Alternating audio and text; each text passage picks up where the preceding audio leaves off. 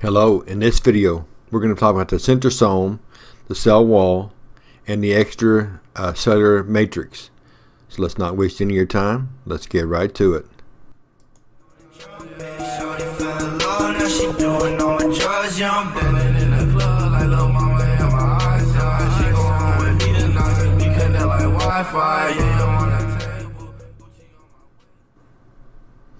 Now we're talking centrosome.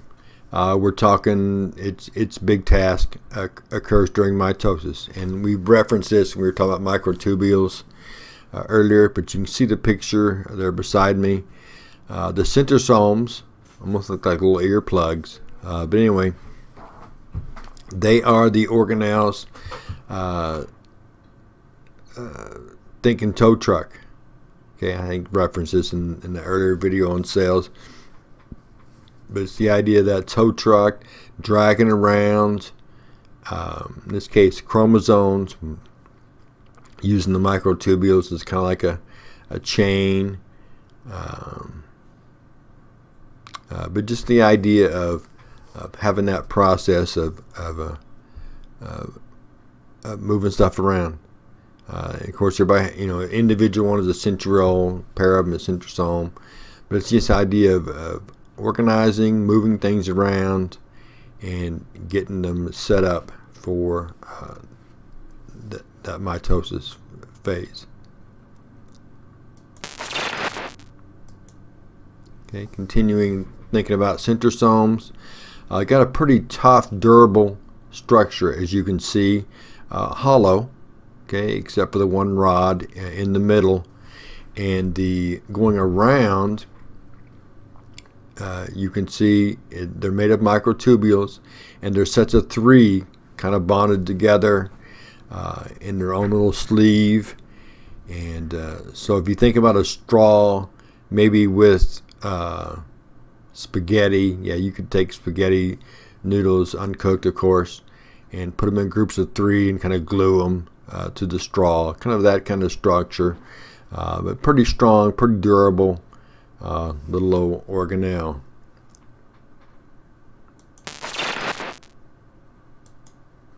Okay, now we're talking eukaryotic cell walls.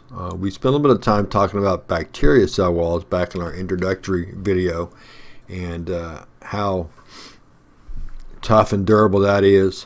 But a cell wall for eukaryotic, which mostly be plants and again fungi, some protists, much different than bacteria or prokaryotic cells, which are almost indestructible at times, or sure it seems that way. But for plants and protists, it's made of cellulose, and if it's a fungi, it's made of chitin. Chitin we referenced in the macromolecule videos. That's that whenever you step on an insect and you get a little crunch, like a beetle or a cockroach or whatever, that's the chitin breaking. But cellulose, cell wall for plants, like you take some celery and snap it in half, and you get those strings that are hanging down. That's the cell wall. That's the cellulose that you're seeing there.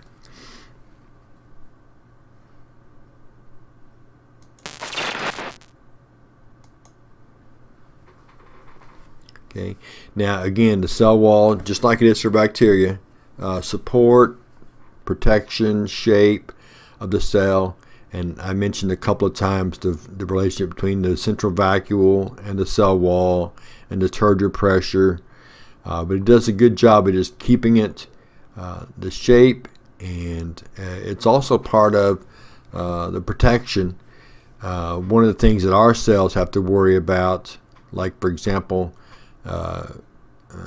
with homeostasis, or even going to a doctor to get an IV or something, it's the idea of and we talk about this in, is it osmosis? Yeah, so chapter 5, the idea of osmosis, the water moving in and out. Our cells have to be balanced, because if they get too full of water, they could burst. They get a neglect of water, they could shrink up and die. But a cell wall for a plant helps to prevent that. I mean, because it likes lots of water. It likes to be a full, lots of pressure, so it can stand upright very efficiently. So that cell wall protects it from bursting, okay, or even shrinking as the pressure changes.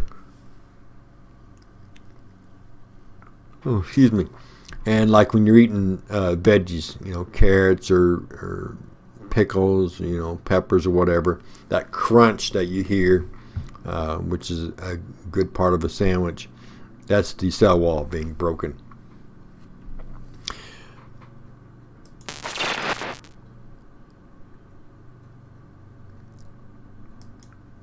Now, in this next part, plants have cell walls, bacteria have cell walls that do a good job at protecting the cell. Okay, ours doesn't have that, but that doesn't mean that we don't have something with that in mind. Okay, we do, and that's the components of the extracellular matrix that we're going to talk about now. And this probably is our longest section. I think it's got quite a few slides tied to it. But what we're talking about is this stuff around the membrane. Okay, so you got the membrane, and if you're thinking that was the outer portion of the cell, that's not necessarily the case.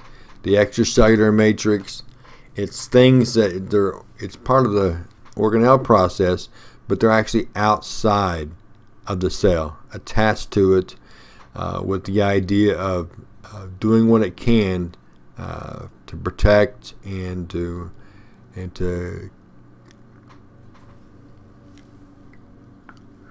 help with that. You can kind of see in the picture beside me that idea of being on the outside, and a lot of collagen, a lot of fiber stuff, and we'll talk about each of these in their own particular slides, and you can see the proteins there, the polysaccharides, collagen, a lot of things going on to protect. And kind of think of it as a cytoskeleton on the outside. And it can also influence cell behavior. There's some communication involved. There's some ability to exchange materials between cells. So we're going to look at all those.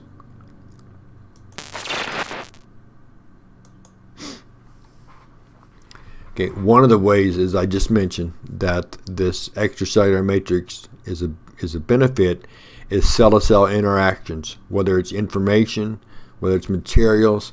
Some of it's going to seem like, like for example, if you built two houses and you built each one of the walls on each house right beside each other, you know, with just an inch or two difference, which you would never do, but well, I take that back, maybe in some areas as a necessity because of space. But and you put matching windows in the exact same position to where I could open the window of one house and hand you something in a person in the other house. That's how close they are. We're kind of thinking about that. The surface proteins can give the cell identity, or can even be used to recognize other cells and what's going on. But cells that are close by can read and react to each other. There is some communication. There is a situation where if a cell gets infected by a bacteria cell, it sends out a message to that extent, and the other cells lock it down. I mean, borders up, shields up, all that stuff. And so there is some of that. As we mentioned, the glycolipids being readers, recognition of foreign material, and all that stuff. And that's all part of like the immune system. It's also part of the process that transplant patients have to go through to try to reduce that reaction, because if they get a new organ like lungs or whatever, they don't want their immune system to destroy those cells, because the immune system is going to say, hey, those cells aren't us. You know, they're not us. We got to get rid of them. And so it's that process of working through that.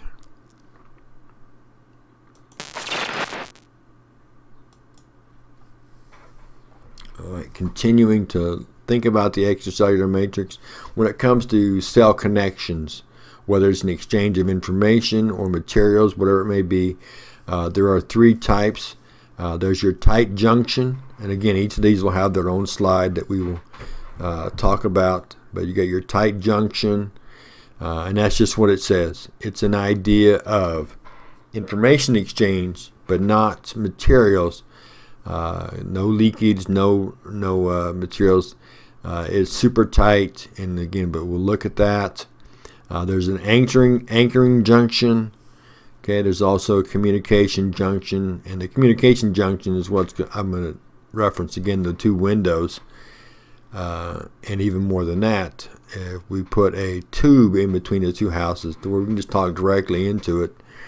But that's the idea of the three types. But again, they each have their own slides that we will get to.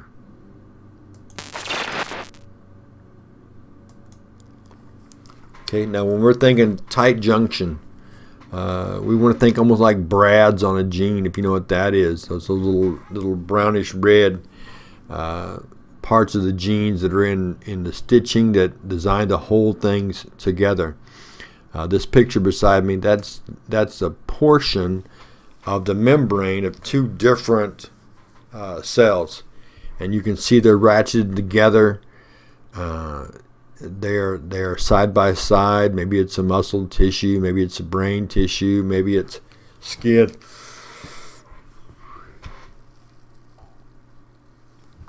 Whatever, but it's the idea of connecting them together, so you can have that communication. And again, it's called no leakage because there isn't chemicals or it's just information. The idea of being that connected together. But that's tight junction.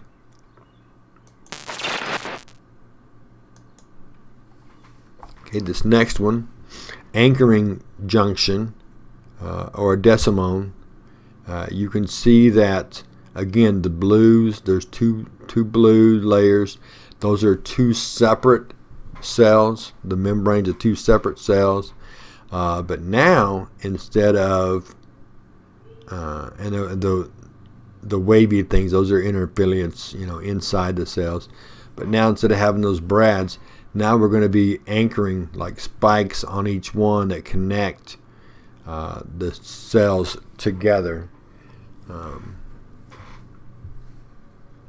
Those intermediate filaments essentially push through, and the long parts on the inside and then the short little part on the outside of one, and you got the adherents of another. Those connect together to kind of make that connection very strong. I was thinking of as spot welds, welding something together. That's decimones.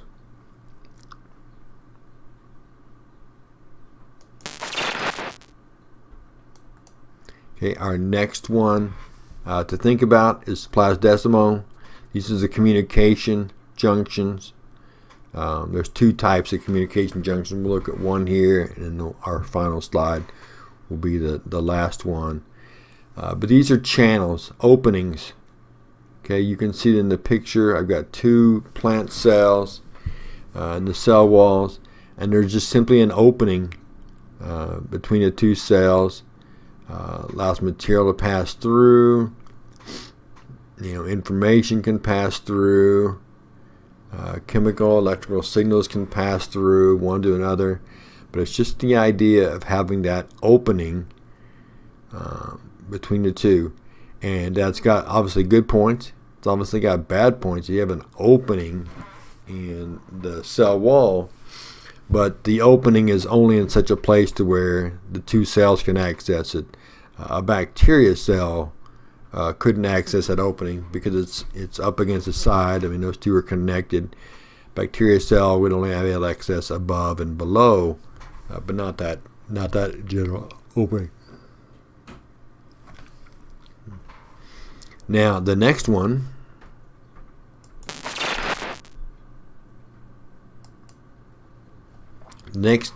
communication junction is the gap junction, And this, again, you can see the two separate plasma membranes of two separate cells. Now this one is a unique one because its structure is basically 6 proteins working together to build a kind of a tube. Now, whereas the previous communication in the plasmomonas, those were always open as just a hole.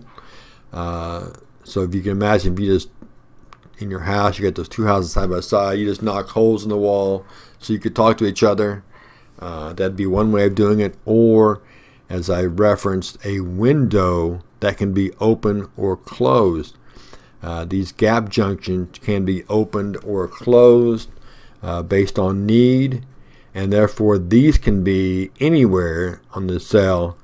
It doesn't have to just be, you know, butted against the next one so bacteria couldn't access it. These can be opened or closed, but they're basically tubes between two cells, just like if I had 2 windows in 2 neighboring houses that are really close, and we open up the windows and we put a tube that, you know, completely filled the windows, and then we had maybe a lid or a cap on both ends where we could open it, we could close it based on needs, but that is a gap junction. Well, that is our video over the extracellular matrix, and we also looked at I've already forgotten. Oh, cell wall and the centrosome. It also is our last video for chapter 4, the organelles. So next time we get together, we'll be in chapter 5, plasma membrane. I love that chapter. So we'll see you then.